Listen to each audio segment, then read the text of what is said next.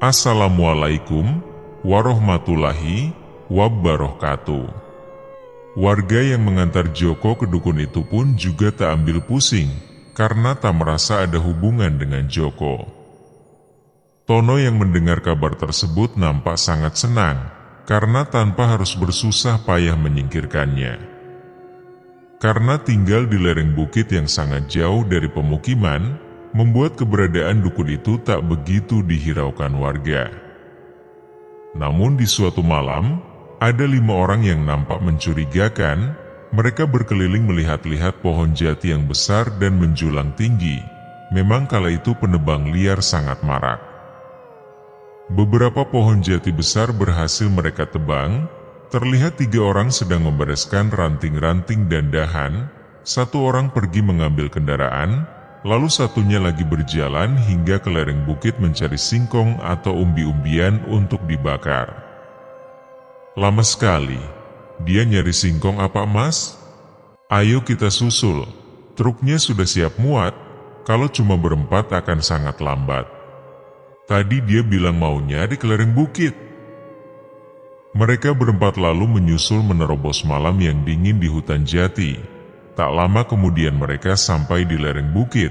Seketika tercium bau sangat busuk dari sebuah rumah sederhana yang berukuran kecil. Bau bangkai ini, seru salah seorang dari gerombolan itu. Setelah masuk ke pondok yang tak tertutup pintunya, mereka terkejut melihat temannya yang pingsan, dan di sampingnya ada 2 mayat yang sudah membusuk tak berbentuk. Sebagian anggota tubuhnya juga sudah terlihat tulang belulang jadi santapan belatung. Mereka kemudian bergegas membopong temannya, sembari menahan bau yang menusuk hidung dengan tajam lalu cepat-cepat pergi. Sesampainya di tempat penebangan, dengan gesit mereka memuat pohon-pohon jati yang telah ditebang dengan bantuan katrol. Tak butuh waktu lama, semua sudah dimuat dalam bak truk. Lalu mereka menuju ke jalan raya untuk mengirim kayunya ke kota.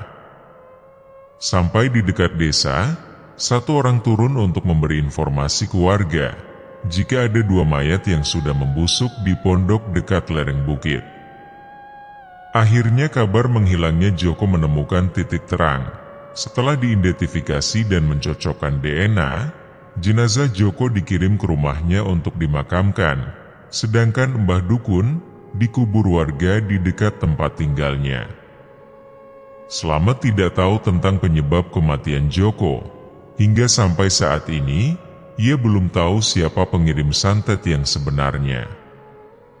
Sayang, benar kita mau lahiran di kampungku? Iya Mas, aku udah izin bapak sama ibu, dan mereka setuju. Ya udah, lusa kita pulang ke kampungku. Mas Tono juga mau ikut? Ikut? Dia juga udah sangat lama tidak bertemu ibu. 2 mobil beriringan melaju agak cepat membelah angin malam jalan Pantura. Keesokannya jam 6 pagi, 2 mobil itu tiba di halaman rumah Ibu Suryati. Senyum bahagia terpancar dari mukanya menyambut kedatangan Slamet dan Tono bersama menantu-menantunya. Terutama Tono, yang sudah lama sekali tak pulang kampung. Pelukan hangat merangkul tubuh tua renta ibunya. Rencananya mereka akan tinggal selama 2 minggu untuk melepas rindu dan kembali bertemu teman-teman lama di kampung. Malam pertama di kampung halaman, meski lama tinggal di kota, tak membuat Tono banyak berubah. Ia menyapa semua yang dikenalnya dan terlihat mengobrol dengan teman-teman sebayanya dulu. Sedangkan Slamet tak keluar rumah, ia lebih memilih menghabiskan waktu bersama istri dan ibunya di depan TV. Istri dan ibunya nampak fokus menonton acara TV. Slamet sendiri nampak gusar dan gelisah memikirkan tentang tumbal pesugihan itu. Apakah Slamet harus tega membunuh seseorang atau harus ke pondok reot itu dulu menemui dukun yang melakukan perjanjian pesugihan dengannya? Seringkali Anjani menanyakan keadaan Slamet yang seperti orang linglung, dan berulang kali Slamet hanya membalas tidak terjadi apa-apa, membuat Anjani semakin penasaran tentang apa yang sebenarnya terjadi. Hari ketiga di desa Watu Etan, dengan pikiran yang sudah matang, Slamet akhirnya memilih untuk pergi ke hutan Keramat Wuluh. Bertemu dukun pesugihan itu, ia berpamitan dengan Anjani untuk pergi ke tempat temannya di desa seberang. "Loh, Mas Tono kemana, Bu?" "Gak tahu. Sejak dari subuh-subuh tadi Tono sudah keluar." "Kemana Mas Tononya, Mbak?" "Tadi bilangnya mau ke pasar nyari kebutuhan untuk ibu." Slamet pun menaiki mobilnya menuju ke desa Keramat Wuluh. Sesampainya di desa tersebut, ia menitipkan mobilnya di rumah salah satu warga. Dengan imbalan uang ratusan ribu, warga itu pun dengan senang hati mempersilahkan. Lalu Slamet melanjutkan perjalanan ke hutan berjalan kaki. Hari itu masih siang sekitar jam 11, untuk ketiga kalinya ia memijakan kaki di hutan itu. Tak seperti dulu, kini Slamet tak gentar dan sangat berani berjalan kaki sendiri. Bahkan ia kencing di balik pohon besar tempat dulu ia dihantui sosok penunggu hutan. "Keluar, asu, aku gak takut," ucap Slamet menantang. Belum usai ia kencing, sekelebat bayangan berjalan cepat melewatinya. Slamet merasakan hal itu, tapi enggan melihat dan berlalu pergi menuju tujuan utamanya. Masih sama dan tak berubah sedikit pun, pondok reo tua itu masih berdiri meski terlihat sudah miring. Pintu terbuka dengan sendirinya mempersilahkan tamunya masuk. Slamet yang duduk dan belum mengucapkan sepatah kata pun, hanya termenung melihat kain putih lusuh tergeletak di bawah. Pikirnya ini pasti adalah kain kafan orang yang melakukan pesugihan tadi. Sekelebat bayangan yang sempat melintasi Slamet di jalan. Meski hati dipenuhi rasa penasaran, namun Slamet tak berani menanyakan langsung perihal kain kafan tersebut. 3 tahun, bukan 5 tahun, karena sang penjaga marah. Ada yang sudah mengirim santet, sekarang ia meminta tumbal secepatnya, ucap dukun itu. "Tidurlah di bawah, kemudian ambil tali pocong dalam sakumu." Slamet terheran-heran saat ia merogoh sakunya dan mengeluarkan 3 buah tali pocong yang sama persis dengan tali pocong Lasmini. Ia ingat betul tak membawa apa-apa kecuali kunci mobil di saku depan. Malam setelah kedatangan Slamet, Ibu Suryati memberitahukan sebuah rahasia kepada Slamet. Hari itu, melihat gerak-gerik Tono yang mencurigakan, bapakmu mengikuti Tono secara diam-diam ke tempat pesugihan yang berada di dalam hutan angker. Tono meminta bantuan saudara bapakmu untuk menjadi orang kaya raya. Sebenarnya bapakmu bisa saja masuk dan menghalangi niat Tono, namun ia takut terjadi apa-apa dengan Tono jika sampai dilukai oleh saudaranya tersebut. Bapakmu pun memilih pergi meninggalkan tempat laknat itu, dan akan menunggu Tono di rumah.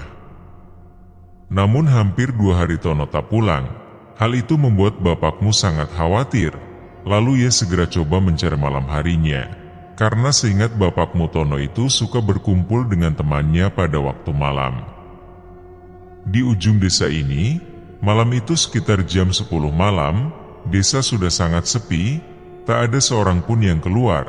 Bapakmu berjalan hingga akhirnya menemukan Tono yang terlihat sedang bersama Siswanto dan Sugeng. Namun antara Siswanto dan Tono nampak sedang cekcok perihal utang Tono yang belum dibayarnya. Sungguh malapetaka yang terjadi di malam itu. Bapak berlari dan tak sempat melerai Tono dan Siswanto. Tono yang saat itu masih berumur sekitar 17 tahunan dan masih sangat labil, tega menusuk Siswanto hingga beberapa kali dengan pisau dapur kecil. Bapakmu yang mencoba menghentikan hal keji itu, malah terkena tusukan juga di tangan. Karena syok bapakmu tak sadarkan diri. Belum puas dengan Siswanto yang bersimbah darah tergeletak memohon ampun, ia mematahkan leher Siswanto dengan cara menendangnya berulang kali sampai terlihat Siswanto benar-benar tak bernafas. Tono pun berlari meninggalkan tempat itu, sedangkan Sugeng sedari tadi hanya diam tak berbuat apa-apa. ia sangat ketakutan saat itu. Sugeng menarik tubuh bapakmu ke sebuah gubuk kosong, lalu ia menghampiri Ibuk di rumah dan menceritakan semuanya. Ibuk dan Sugeng segera menyusul ke gubuk. Beruntung bapakmu masih bisa diselamatkan meski mengeluarkan banyak darah. Ibuk meminta bantuan Sugeng untuk membopong tubuh bapakmu sampai ke rumah. Ternyata Tono yang terlihat sudah berada di rumah. Dengan sebuah parang Tono mengancam kami agar tak berbicara kepada orang lain soal kejadian ini. Bapak dan Ibuk sangat bodoh menuruti kemauan Tono dan tak mengungkapkan kematian Siswanto, karena terlalu sayang dengan Tono hingga takut anaknya masuk penjara. Sugeng pun yang ikut diancam juga menuruti kemauan teman karibnya itu. Biadab Tono, sekejam itu, dia bukanlah manusia, dia iblis. Slamet sangat murka mendengar cerita Ibuknya yang begitu mengejutkan itu. Tapi aku saat itu di mana, Buk? Kenapa aku tidak menolong? Aku benar-benar tak mengingat apapun kecuali berita kematian Siswanto. Tanya Slamet yang tak terlalu ingat kejadian masa lalu. Saat itu kamu tertidur lelap. Ibuk tak tega membangunkanmu. Ibu menenangkan Slamet yang terlihat sangat kecewa. Anjani menunggu mertua dan suaminya mengobrol sampai tertidur di mobil. Dengan pintu yang tertutup, membuat Anjani tak bisa mendengar obrolan itu karena jarak gubuk dan mobil yang lumayan jauh. Di rumah Pak Sugeng, terlihat masakan yang dibuat Tono sudah siap. Tono juga sudah mempersiapkan rencana untuk menjebak Slamet agar memakan masakan ayam itu. Lalu sebelum ia pergi, Tono memberikan sebuah amplop berisikan uang untuk Pak Sugeng agar tutup mulut. Kembali ke gubuk, Ibu Slamet melanjutkan ceritanya. Setelah kejadian itu, Tono tak pernah pulang ke rumah sama sekali. Sugeng bilang bahwa Tono sudah merantau ke kota. Bapakmu kala itu sudah cukup tua untuk menghalangi Tono. Ia hanya bisa menunggu Tono pulang untuk mencoba menyadarkannya kembali. Ibuk juga berfirasat jika Sugeng selalu dikirimi uang oleh Tono untuk tutup mulut, yang menjadikan Sugeng sampai sekarang seperti orang bisu tak mau mengungkapkan kebenaran. Hingga 10 tahun berlalu, untuk pertama kalinya Tono pulang. Ia memang sangat sukses. Awalnya Ibuk sangat senang sebelum mengetahui yang sebenarnya. Malam setelah bapakmu cerita semuanya, esoknya ia menemui Tono di samping rumah yang sedang mengecek kondisi mobil. Sedangkan kamu, seingat Ibuk lagi pergi ke rumah Ari dan menginap di sana. Dari dulu kamu sudah gak suka sama Tono, jadi kamu selalu menghindar. Tono membentak dengan sangat keras. Ia menyuruh bapak untuk tak ikut campur urusannya. Ibuk yang mendengar bentakan itu, segera menemui istri dan anaknya Tono untuk mengalihkan perhatian. Ibuk ajak mereka ke belakang rumah untuk membantu mengambil singkong. Ibuk tak ingin perdebatan itu dilihat istri dan anaknya Tono. Entah setelah itu apa yang terjadi. Ibuk melihat wajah bapak sedikit memar kebiruan seperti habis dipukul. Bapak juga mengeluh kesakitan di bagian perut. Ibuk gak bisa berbuat banyak, Matt. Hanya bisa menahan tangis di depan mereka. Hati ini sungguh terpukul sangat sakit. Melihat perlakuan Tono ke bapakmu, tangis Ibu Slamet pecah. Wanita tua itu tak mampu berteriak namun tangisannya begitu memilukan hingga membuat Slamet tak terasa juga ikut menitikkan air mata. Seminggu setelah Tono pergi, bapak baru cerita kalau ia dipukuli, perutnya dihantam kayu dengan keras. Bapakmu sangat kesakitan, namun saat itu ia tak mampu melawan. Ibuk yang mau membawa bapakmu berobat juga tak punya uang sama sekali. Hingga akhirnya bapak tutup usia. Slamet kini tak bisa lagi membendung tangisnya. Seorang lelaki yang selalu terlihat kuat, nyatanya bisa menangis terseduh di pangkuan ibunya yang juga menangis menahan pilu mengingat masa lalu. Menjelang sore, setelah tangis dan kesedihan mereda, mereka pulang dengan tetap membiarkan Anjani tertidur. Slamet kini berambisi untuk menuntut balas kematian bapaknya. ia kini lupa tentang tumbal pesugihan yang harus segera dilakukan. Di dalam mobil, ibunya berulang kali memohon kepada Slamet untuk tidak membalas perbuatan Tono di masa lalu. Meski perbuatan yang dilakukan Tono sangat keji, tetap saja ibunya Slamet tak tega melihat kedua saudara itu saling melukai. Namun tak semudah itu bagi Slamet melupakan dendam tersebut. Ia juga tahu bahwa tumbal Tono selanjutnya pasti dirinya, karena tumbalnya harus dari kalangan orang terdekat. Setibanya di rumah, Slamet tak langsung masuk. Ia sudah merencanakan sesuatu terhadap Tono. Diambillah parang yang tadi tergeletak di samping rumah, lalu menyelipkannya di selaban cadangan yang menggantung pada bagian belakang mobil milik Tono. Seperti dugaan Slamet, malamnya Tono mengajak Slamet untuk makan di warung makan milik temannya. Beralibi bahwa Tono ingin menjajal menu khas ayam gulai di warung makan tersebut, Slamet pun menuruti ajakan kakaknya itu. Di sepanjang perjalanan, emosi Slamet kembali memuncak melihat tampang Tono yang seperti tak berdosa, dan Slamet sangat muak dengan Tono yang terus meracau dari tadi. Ia ingin segera membungkam mulut busuk itu. Dendam kesumat sudah tiba saatnya untuk diluapkan, hingga memasuki jalanan yang sepi di pinggir hutan.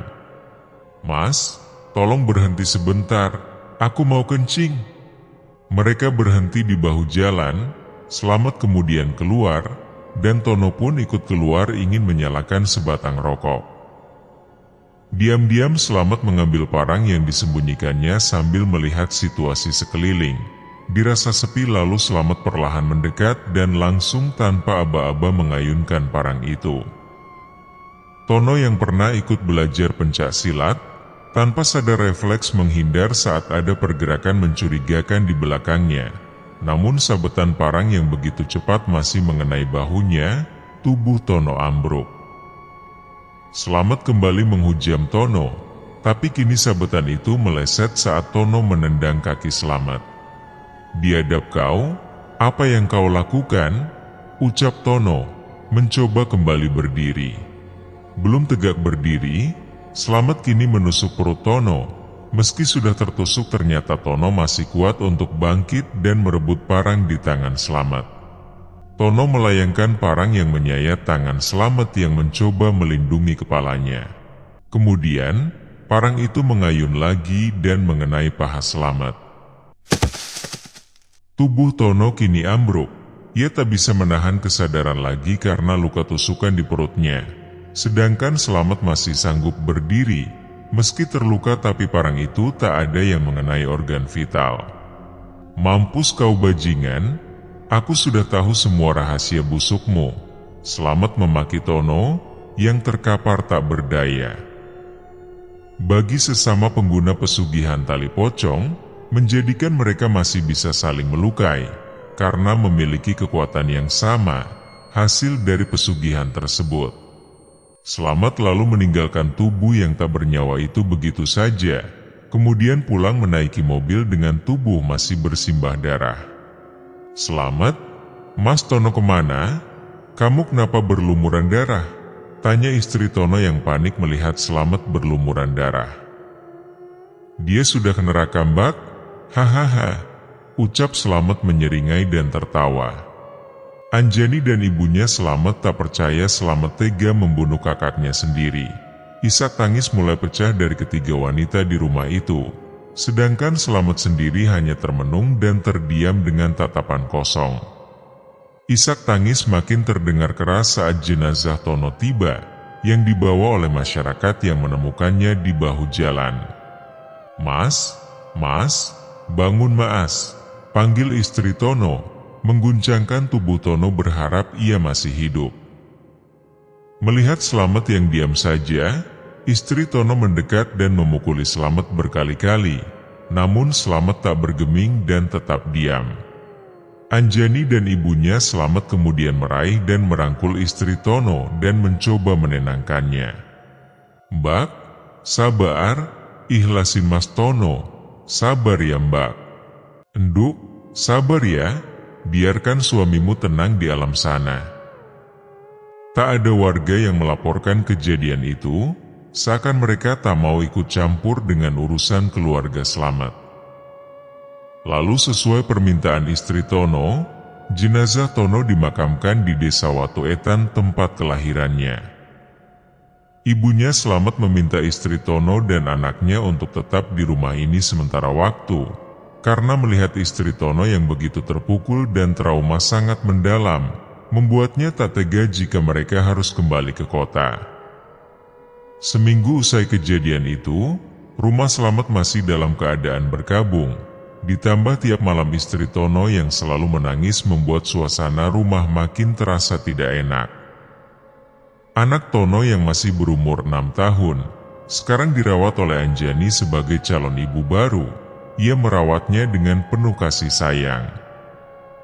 Sementara istri Tono kian hari makin terlihat seperti terkena gangguan jiwa. Ibunya Slamet pun harus ikhlas dan bersabar menerima keadaan menantunya dan mencoba merawatnya seperti anak sendiri. "Buk, tolong Buk, ada pocong." "Anjani, tolong aku, tolong usir harimau itu." Malam itu dalam tidurnya, Slamet terus meracau ketakutan. Ia berteriak layaknya sedang dikejar sesuatu yang menakutkan, membuat Anjani dan ibunya Slamet sangat khawatir. Mereka mencoba menanyakan hal itu kepada Pak Ustadz, namun Pak Ustadz hanya bisa menafsirkan itu adalah mimpi atau mungkin di rumah ini ada hal gaib yang tersembunyi. Mereka diminta Pak Ustadz untuk banyak berdoa memohon ampunan dan pertolongan Allah. Semenjak itu, Anjani dan ibunya Slamet selalu mengisi hari mereka untuk beribadah. Tiap malam mereka selalu membaca Al-Quran dan berdoa berharap gangguan terhadap Slamet berhenti. Bukannya berhenti, kini Slamet sudah seperti orang gila yang ketakutan. Tiap malam teriakannya selalu menggema membuat seisi rumah tidak bisa tidur. Bahkan beberapa hari terakhir, gangguan itu bukan berupa mimpi lagi. Saat seisi rumah terjaga, hal mengejutkan mengagetkan mereka. Terlihat dari jendela puluhan pocong berada di sekeliling rumah. Anak Tono sedari tadi menangis tiada henti melihat penampakan yang mengerikan itu. Lalu Anjani dan ibunya Slamet tak hentinya beristighfar. Slamet yang terus berteriak ketakutan membuat malam itu makin mencekam. Tak ada seorang pun yang tidur malam itu hingga pagi. Pagi-pagi itu, ibunya Slamet berjalan gopoh sambil menahan kantuk menuju ke rumah Pak Ustadz. "Pak Ustadz, tolong, tolong!" teriak ibunya Slamet yang mulai memasuki halaman rumah. "Ada apa, Bu? Pelan-pelan." "Tadi malam, banyak pocong yang mengelilingi rumah. Kami ketakutan, mau meminta tolong ke tetangga tak bisa. Pocong itu sangat menakutkan." "Ayo, Bu, kita kembali ke rumah ibu," pinta Pak Ustadz sambil menepuk bahu ibunya. Slamet mencoba menenangkan. "Ada apa dengan Slamet, Pak Ustadz?" Ia seperti orang mati tak bergerak. Tadi malam ia terus berteriak tapi paginya Slamet diam tak bergerak. "Iya, Bu, kita lihat keadaan Slamet dulu." Setibanya di rumah, Pak Ustadz melihat keadaan Slamet yang terbaring kaku seperti mayat. Ia mulai membaca beberapa ayat Al-Quran sembari mengusap dahi Slamet.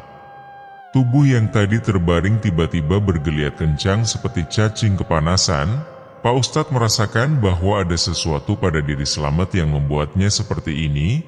Rumah Slamet juga sangat pekat dengan aura negatif.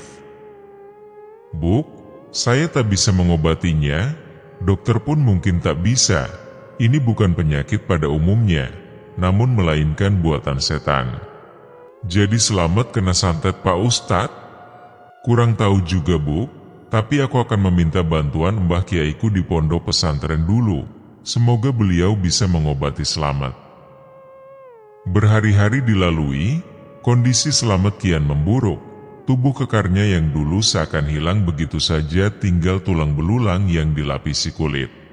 Dan kini Slamet sering merasa kesakitan di seluruh tubuh. Ia mengeluhkan panas yang teramat sangat di perutnya. Di rumah Pak Ustadz, Mbah Kiai terlihat sudah datang untuk mengobati Slamet. Mbah Kiai sudah lumayan tua dan sering sakit. Layaknya orang tua yang sudah berumur pada umumnya, itu membuatnya tak bisa segera menyembuhkan Slamet. Namun setelah merasa sehat kembali, ia akan segera membantu siapa saja yang membutuhkan pertolongannya. Siapa yang sakit, Nang? Dan apa keluhannya? Dia ada di ujung sana, Mbah Kiai. Saya juga tidak tahu persis apa penyakitnya, tapi sepertinya ini akibat ilmu hitam. Insya Allah dengan bantuan Allah, aku akan coba mengobatinya. Mbah Kiai, mari saya tuntun ke sana. Pak Ustadz dengan mengendarai motor bersama Mbah Kiai pergi menuju rumah Slamet.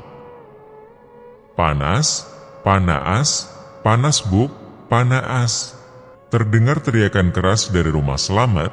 Pak Ustadz yang sudah tiba segera masuk diikuti Mbah Kiai yang berada di belakangnya. Mbah Kiai terdiam sejenak, ia merasakan aura negatif yang mengelilingi rumah. Lalu ia mulai melingkarkan tasbih di tangannya, beristighfar memohon pertolongan Allah.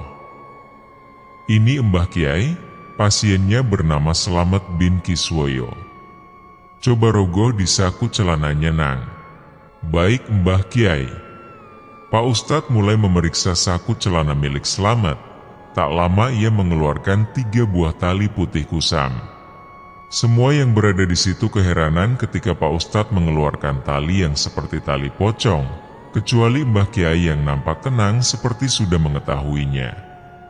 Anjani dan ibunya Slamet yang selalu memandikan dan mengganti pakaian Slamet nampak syok, karena selama ini tak pernah menemukan tali itu. Nang, coba bawakan aku sebuah baskom yang berisi air dan daun bidara. Bawakan juga daun bidara yang bertangkai.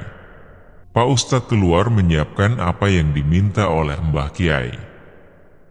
Anjani dan ibunya Slamet sangat cemas dengan keadaan Slamet. Mereka diam menunggu pengobatan orang yang dicintainya. Setelah semua siap, Mbah Kiai meminta Anjani untuk melepas baju Slamet. Tubuh yang setengah telanjang itu lalu disiram dengan air yang bercampur dengan air bidara.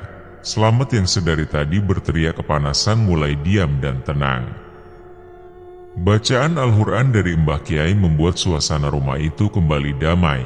Anjani terlihat mulai menitikkan air mata, perasaan sedih dan lega bercampur aduk.